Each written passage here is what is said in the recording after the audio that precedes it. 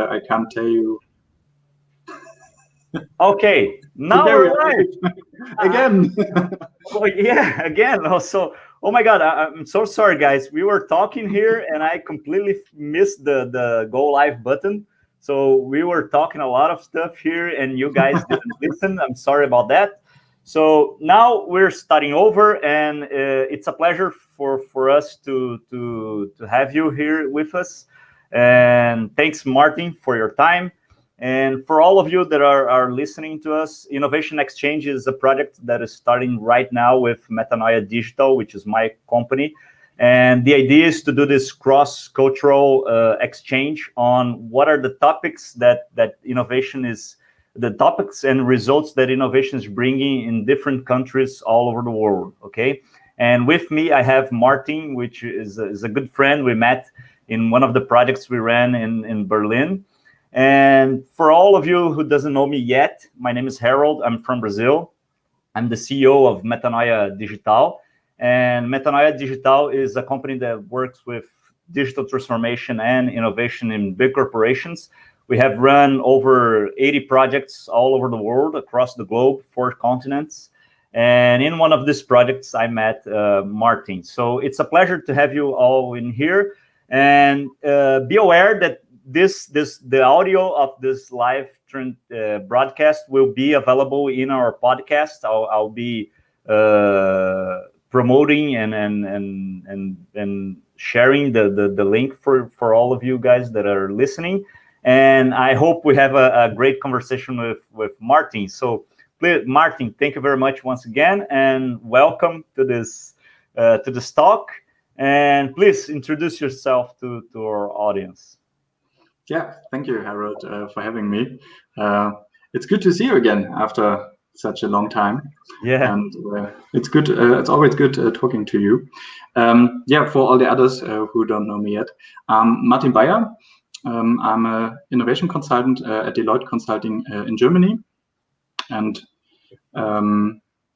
yeah, we help clients create innovation to do innovation.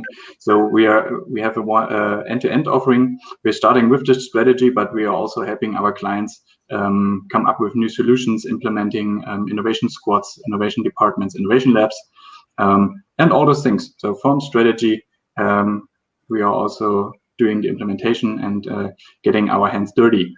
And on the other hand, I'm also a lecturer for startup and entrepreneurship and for strategic innovation management on the Provider School of International Management and Technology. Okay, that's nice, Martin. So the first question that I was thinking, I cannot separate strategy from innovation, you know, and I would like you to share a little bit about that, because for me it makes perfect sense that your role has like strategic innovation. But I believe many people don't relate both of these terms, you know. Yeah, but as you said, it's deeply connected. So when you're a large organization, you definitely need an innovation strategy and an innovation ambition. You have to make clear for your whole organization why you're doing innovation, what is the purpose of doing it, and where you see yourself with the help of innovation in the future. And this also helps to align all the activities you're doing around innovation in your whole organization. So the strategy is a really important thing, but on the other hand, you also need to know how to do the things properly when it's about coming up with new solutions, new business models, or new services. Okay, nice. And you mentioned that you're a lecturer. I'm also a lecturer. But I wanted to understand a little bit, what are the difference that you see in both publics that you work with? I don't know, the executives on large corporations and the students. What are they looking for around innovation? Because I believe they have different mindsets and expectations. Yeah, I think it depends a little bit on the level we are talking to in the organizations. So if you're on a team level and on a let's say, normal employee level or on smaller departments, they are really interested in doing innovation, doing things differently, or how innovation methods like design thinking, design sprints, or service design sprints could help them improving their way of work, but also help them to come up with new solutions. So the students and also the employees of the big organizations are interested in doing things differently. But on a higher level, so on C-suite or levels like this, I think the expectation is more that we help them to create the next moonshot or the next big thing, and which is not always a good approach in firsthand, because you can't really plan for the big things. You can try to approach it, but planning is a bit difficult, especially in German corporations, I would say. Okay, it's interesting that you mentioned German corporation. Why is that? Why is it more difficult? Let's start this cross-cultural understanding. Yeah, you wanted me to prepare something which is typical German in the field of innovation, and so I thought through it a little bit. So I don't know from when the study is, but it's a really recent study from the World Economic Forum, and it says Germany is the most innovative country in the world. Wow. Yeah, I was also surprised. And this is based on patents and investment in research and development and university density over the whole country and things like that. And in some industries, I would say this is really true. So Germany is really strong in manufacturing and automotive industry, and there I think we are also strong in doing innovation in these fields. But where we have a lack is in the service industry. So I haven't seen any really cool innovation or helpful innovation in the past years, and I think there's a field where we have to improve in the future as Germany in a whole. Yeah, especially because I know we know our work, and we have been studying a lot the service economy and all the impact that the service dominant logic has all over the economy, and how this study and this mindset for corporations are shifting, and the growth of the explosive growth of apps and all this software-based industry is basically service, right? You're not buying a good, you're buying the service that is behind it, and that's really dangerous for Germany in the next few years, actually, right? In an economic definitely, because we are strong in creating products or maybe technologies, but we are really weak in the commercialization. For instance, in Germany, MP3 was developed, but the commercialization was somewhere else.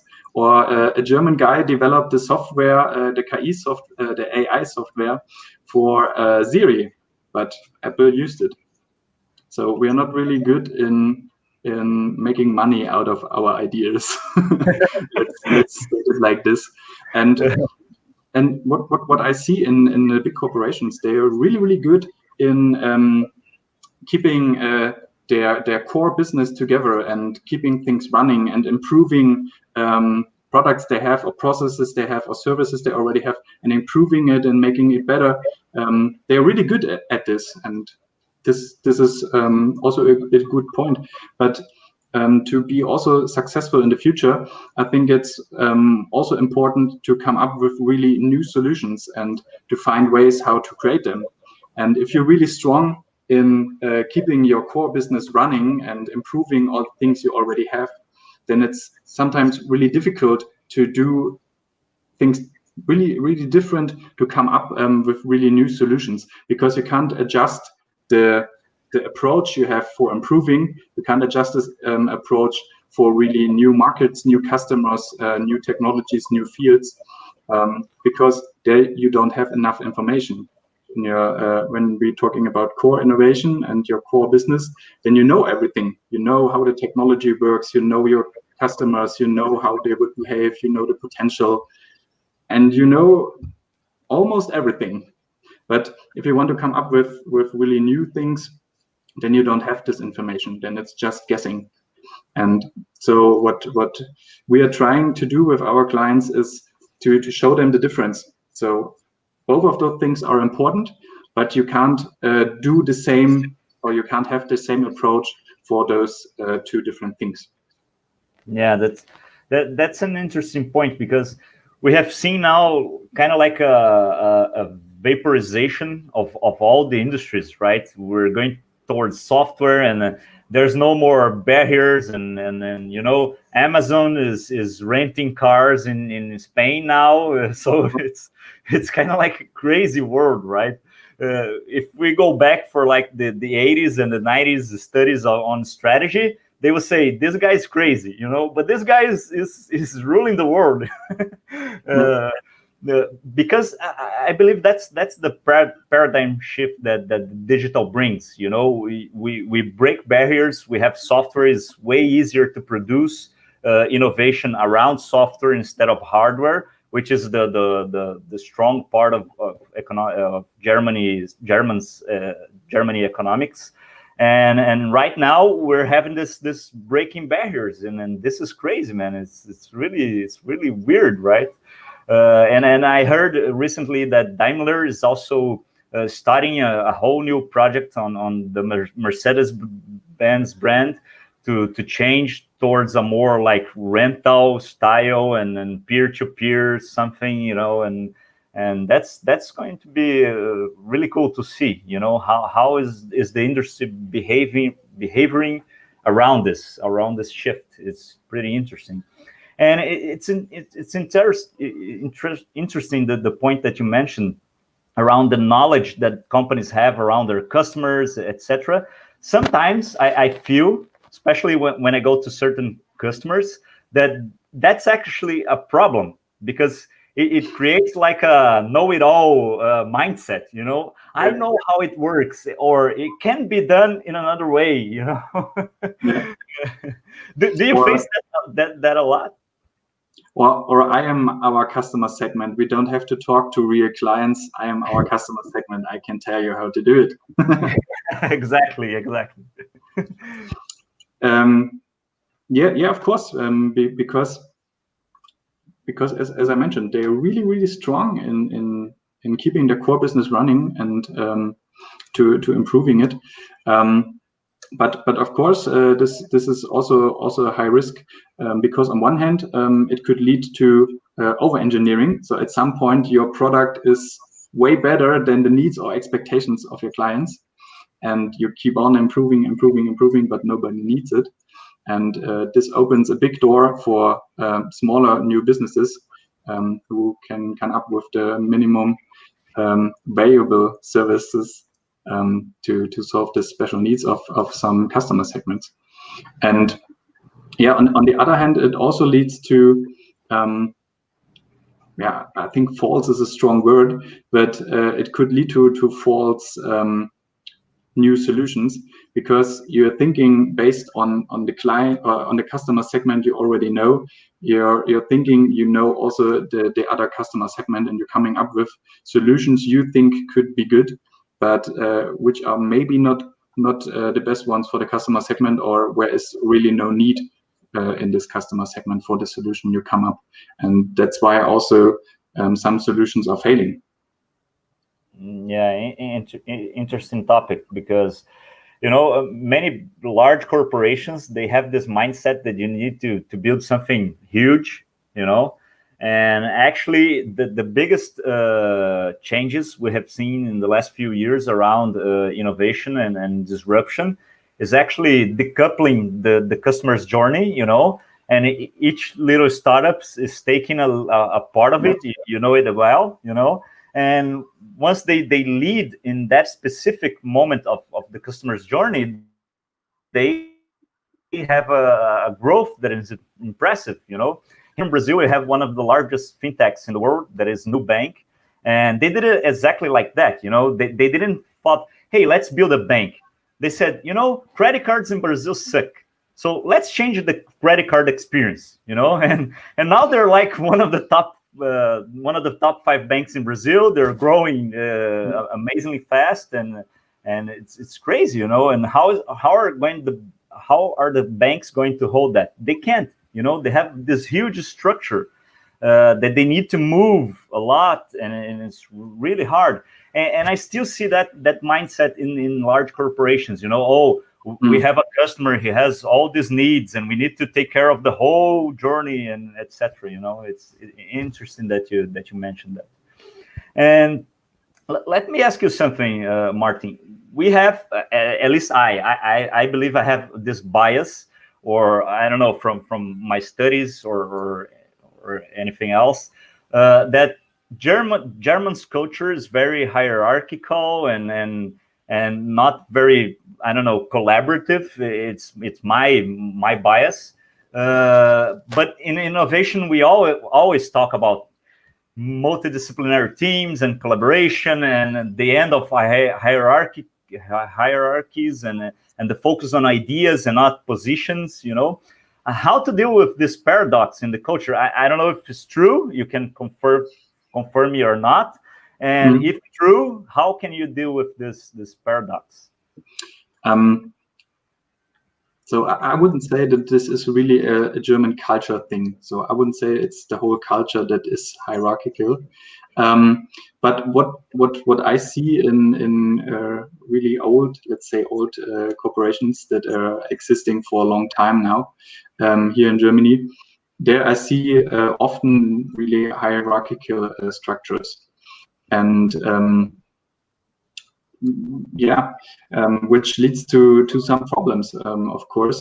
So what I've seen in a big corporation where we did a innovation maturity assessment, we saw that different departments came up with more or less a similar solution, and they spend a budget for implementing it, and so every department had this almost the same solution, and everyone came up for it with themselves to show how innovative they are, and they didn't talk to each other because everyone wanted to be the best practice example. And this is also a point. A lot of teams or a lot of departments in the corporations want to do something with innovation or something about innovation. And that's why I mentioned before, you need a strategy over the whole organization to lead this in a kind of direction, because otherwise you will have one department going this way, the other one doing something like that, and the other one doing something here. But this is often the case. So some departments doing this, some department is doing other thing, and what it's then also done to push even this development, they are shown as best practices. So the organization says, okay, this department, look here, they are so innovative, and in this one hand you're saying, okay, they're innovative, and the rest of you is not. So what happens? The other ones also want to be innovative, and they're starting also the same thing, coming up with something they want to create, and a new solution, and this often leads to the situation that you have pretty similar solutions in different departments. And the other thing is, you have to be disciplined, and you have to be brave to come up with really new ideas or new solutions, because the top management usually measures with the core business KPIs, and so you always lose against the guys who are keeping the core business running, because they will always have the better KPIs. And so if you're a career-oriented person, it would be stupid doing something in innovation, because there's no career path, it doesn't match your KPIs, and there's really no benefit. You will just we will just get maybe a bad feedback from your boss or from the top management. And that's interesting, because it's also a pain that I feel here in Brazil, is this thing of the KPIs, that I think you got on spot. You cannot measure innovative strategies or solutions with the same mindset of those of the current business. I just read an article, and I was following up with that. Is the disruption that is happening with Intel right now, because Apple changed their supplier for the chips and the Mac computers. They're actually ending their partnership with Intel, and they're building their own based on our ARM chips topology, which is the same thing they've been doing to the iPhones. And it's interesting that there's an interview with Intel CEO, and he said, we looked at the smartphone back then. Apple came to us to build their chips, and thought, this is not a very big market. It's not a very our idea. We need to work on power consumption, and we're kind of like not in this core business. But actually, the smartphone is the PC on our pockets. It is their core business. Is building processors for chips. But they were looking at the same KPIs that they use in this. It's a perfect point, man. I love that you mentioned this point. How difficult it is for companies to do that. And have you managed in some of your customers to bring? I don't know. You mentioned about the assessment, which is it looks really cool. And have you managed to sell or to show some different kinds of KPIs that you could use, and how the project of the process of innovation is to be managed differently? How have you been dealing with that?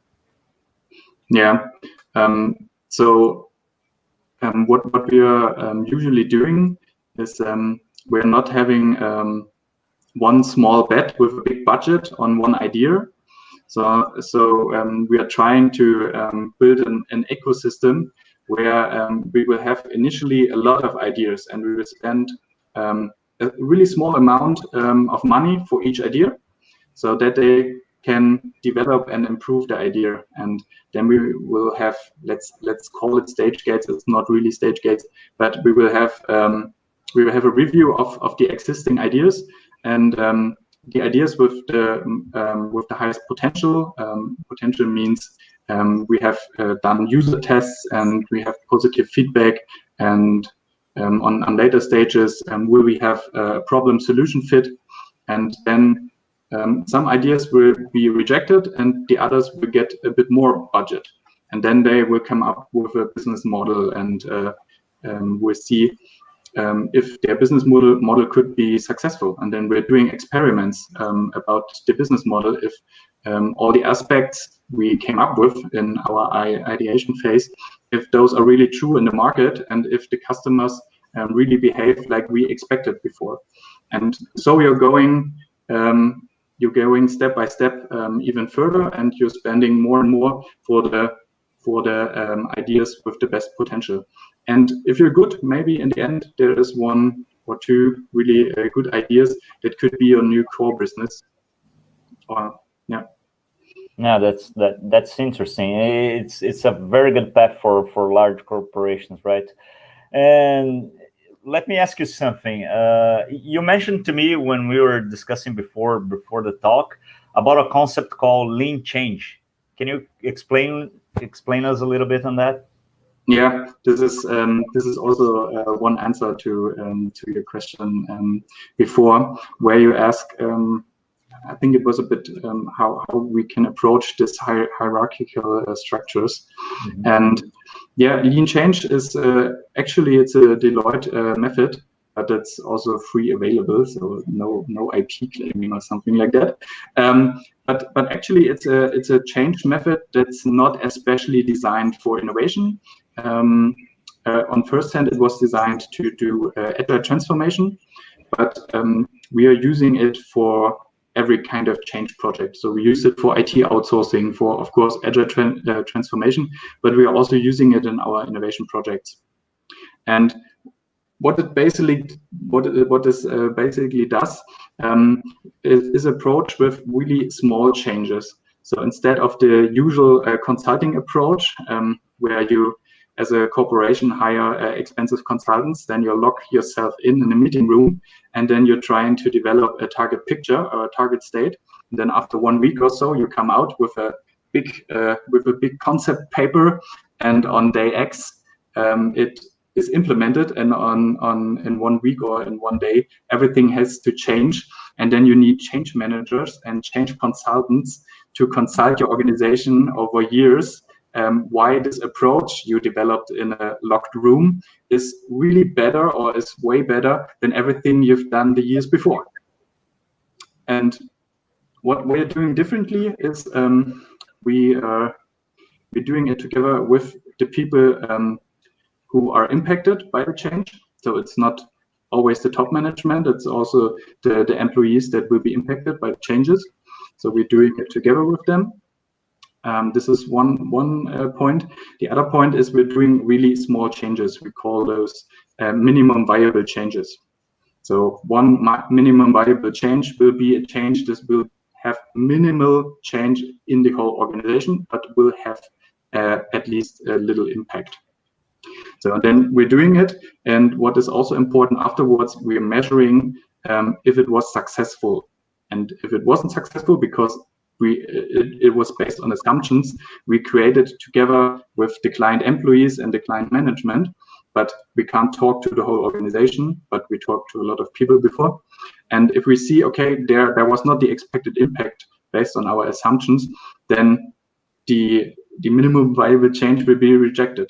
And so step by step, you're doing a really big transformation over time. And this is also a first step to the transition of always changing, because you mentioned before, through digitalization, we have at the moment we have exponential development of technologies, and that's why the corporations can't keep going as they did before. So one change project or change program every 3 years won't work. You need to change constantly, and this can happen with those minimum viable changes. You look at the urgencies you have in your organization. You're coming up with ideas how to solve them.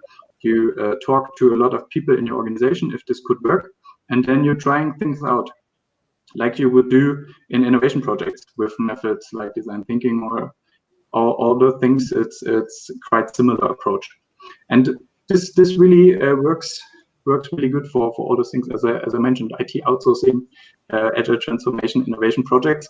But one thing that is really important, and that you need to have for this method, you need to have senior buy-in, because if you don't have it, then it won't work. Yes. So you have to explain the senior management why you're doing a different approach and what the benefits would be. And you also need to explain them that it wouldn't be the top-down approach. So they won't be the people who say how it would be done in the end. Of course, they will have a strong voice in it, but they're not the last person who says we're going right or we're going left, because that's the rest of the organization who have this voice. Wow. So if you have this commitment, then it's a really, really strong method that could also help your whole organization in the transition to this constant change.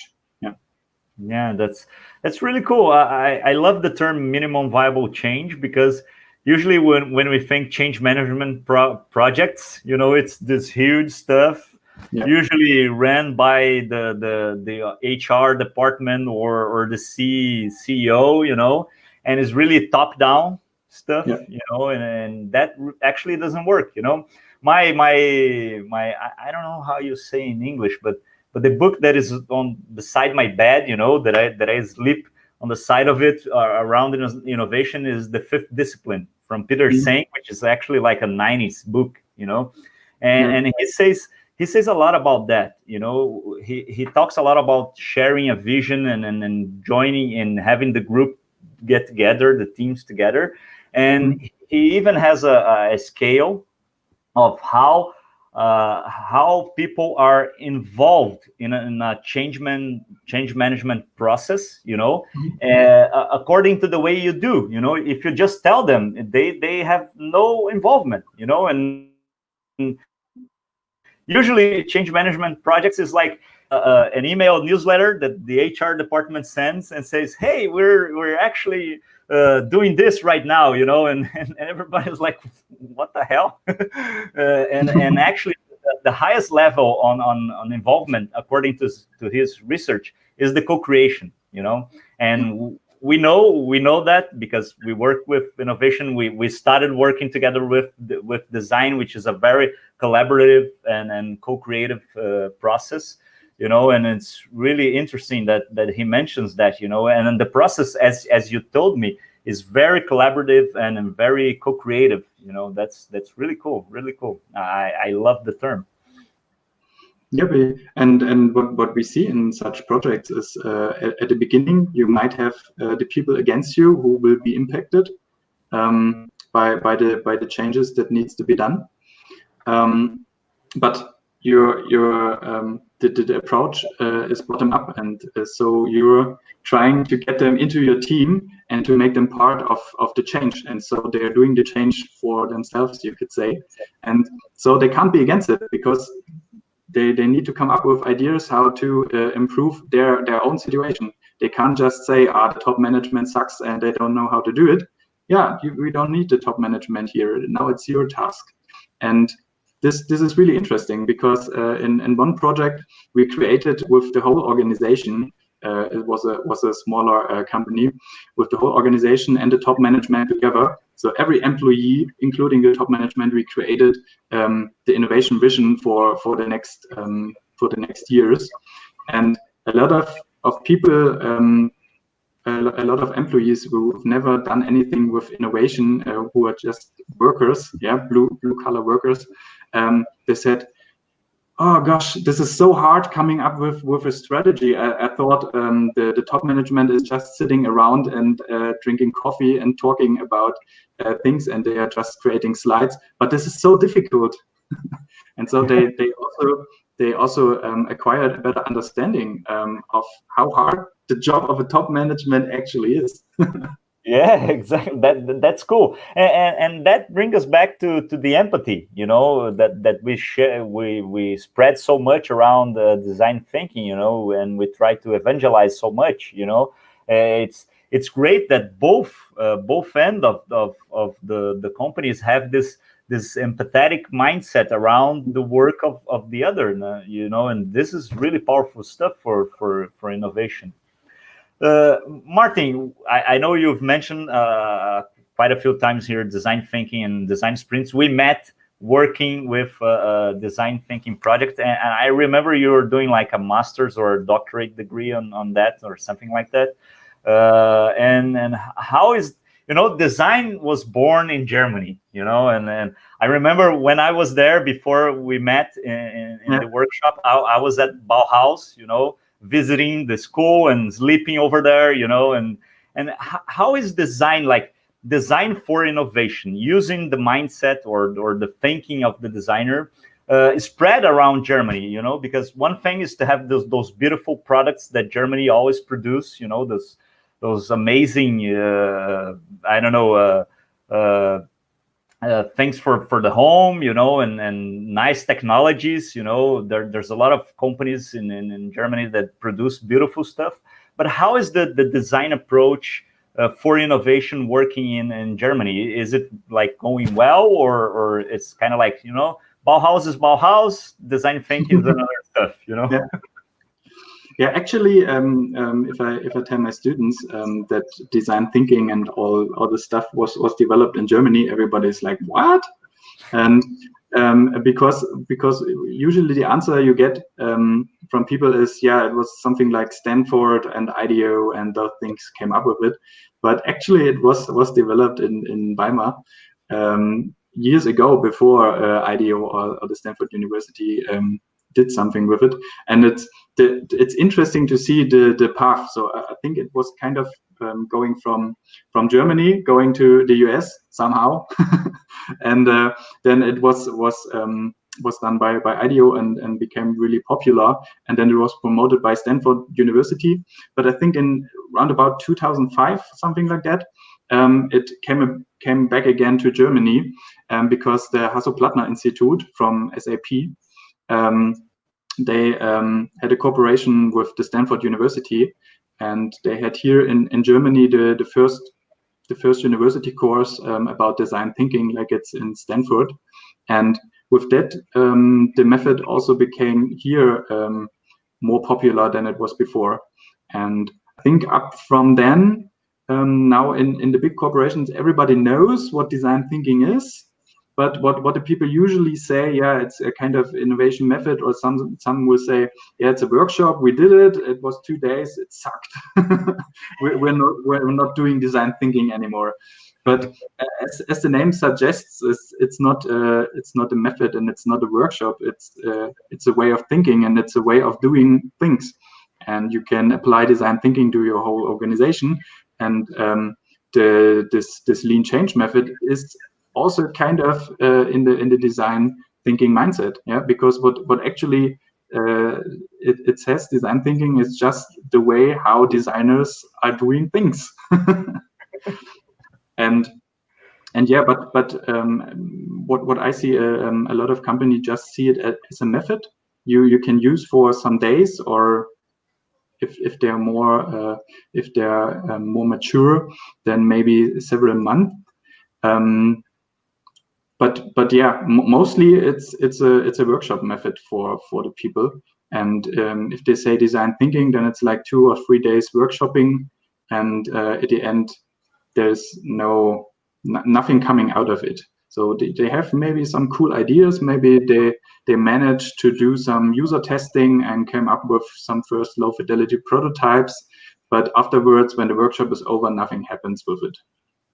Yeah, it's crazy, right? How design, and I was visiting Bauhaus in the south. Yeah, I can remember you told me, yeah, I was at Bauhaus. Oh my gosh, Weimar. And I was like, yeah.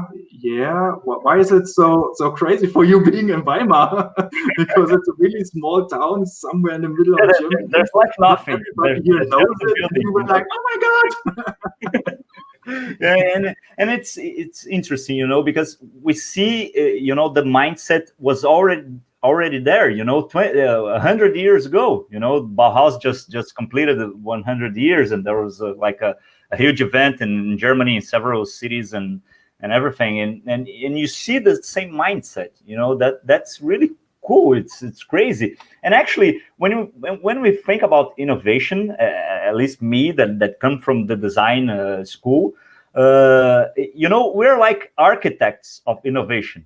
Because architects, when they're building something, they're like looking for the people that need that building or that home, etc. They're exploring their emotions and their needs, and they're empathizing with them. And then they come up with solutions with different materials, with different colors, different types of buildings, modernist architecture and contemporaneous or classical, etc., according to the needs of their customers, and then they build like a mock-up. The little building is the mock-up, is kind of like their delivery of the project, and design thinking is actually the same thing. And it was born in an architect school, and I always say to my customers and especially students that we're architects of innovation, especially in the digital realm. We need people that can think like an architect to build the buildings of the digital age, which are like the apps and the social media and this environment in the digital world that we're building, and that's really interesting. It's really, really powerful. If anyone is listening to us and have the chance to go to Germany, invite Martin to go to Bauhaus, so he can see firsthand that is not actually only. never been there. Oh, okay. That's cool. Yeah, so please invite me if you're in Germany and you want to go to Weimar, to Bauhaus. Take me with you. That's cool. And Martin, so we can wrap up our conversation. We both give lectures and talk to students around innovation and entrepreneurship. Are you suffering from the same infectious disease that I'm here in Brazil, that everything is going to be an app? Every project on innovation is an app. Oh, I thought about an app that is the Uber of something. Yeah. So as a lecturer, also we also have some modules where the students really creating their own projects. So they are trying to find some ideas with design thinking and then coming up with business models for it. And at the end, they will come up with a business plan how to start their startup. And what we've seen in the past semesters were a lot of apps, yes, because I think for the just 6 months the students have, it's often easier to come up with an app solution, because the prototype, it's done in PowerPoint, doing a few slides, and then it's ready. It's easier than doing really physical products. But we also had some physical products, so something about gardening and things like that. This was also pretty interesting. And now I try to switch things a little bit up in this semester. We are also doing only online lecturing because of Corona, and so I had to adjust things a lot. But at the moment, it doesn't seem that every group creates an app. I think there's at least one who will do something else. But yeah, the tendency is really to do apps. But I think it's because of the short time period. Okay, yeah, that's interesting. It's not actually a problem, because it's so easy to have like a smartphone and then you have the solution inside and it's always in your pocket. Okay, Yeah. But innovation is not only that. Actually, the biggest innovations that we have around our lives are actually hard science. Like 4G, the impact that 4G had, the impact of GPS in our lives. And the apps can use those hard science and projects to actually build innovation. And to finish, like I'm really excited about our talk here, and it was really cool, man. What are the top 3 tips that you can give to Brazilian people around innovation and strategic projects and dealing with top management and stuff like that? Yeah, to be honest, I don't know that much about Brazil, but what I would suggest, and those were the things I already mentioned before. So one thing that is really important: come up with an ambition and a strategy, how to do innovation, and what is the purpose of innovation in your organization, so you can align all the departments, all the teams that want to do something cool.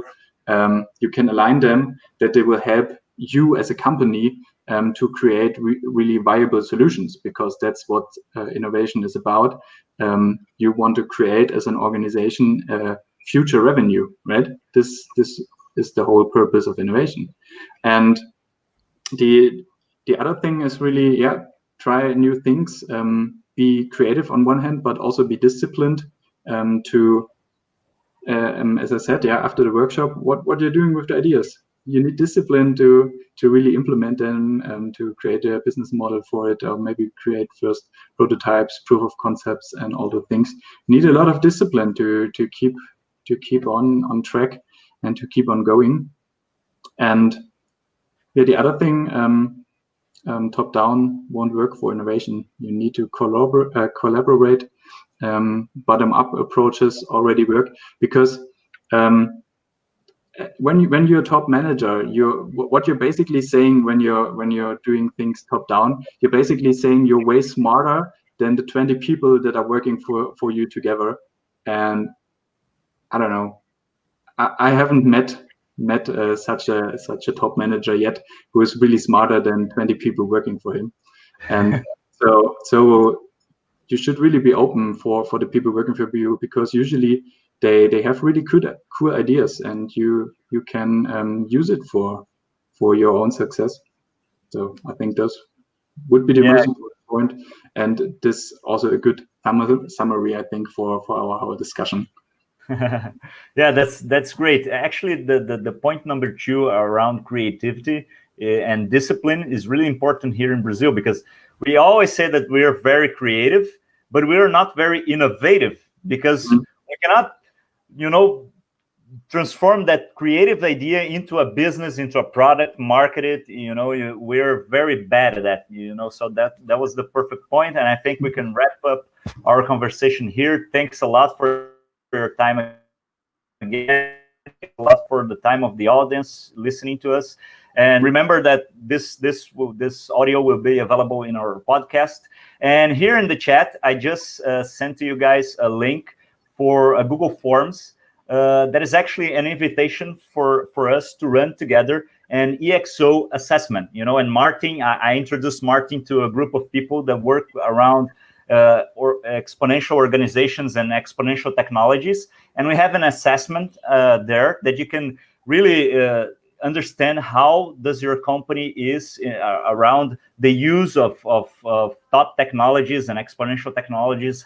What is the expectation of explosive growth that your company might have? And this Google form will help you out for us to schedule a moment together where I can guide you throughout the EXO assessment, and we can then look into to work together, maybe with Martin, to help your organization, grow exponentially. Thanks, Martin. Thanks a lot. Yeah, thank you for having me.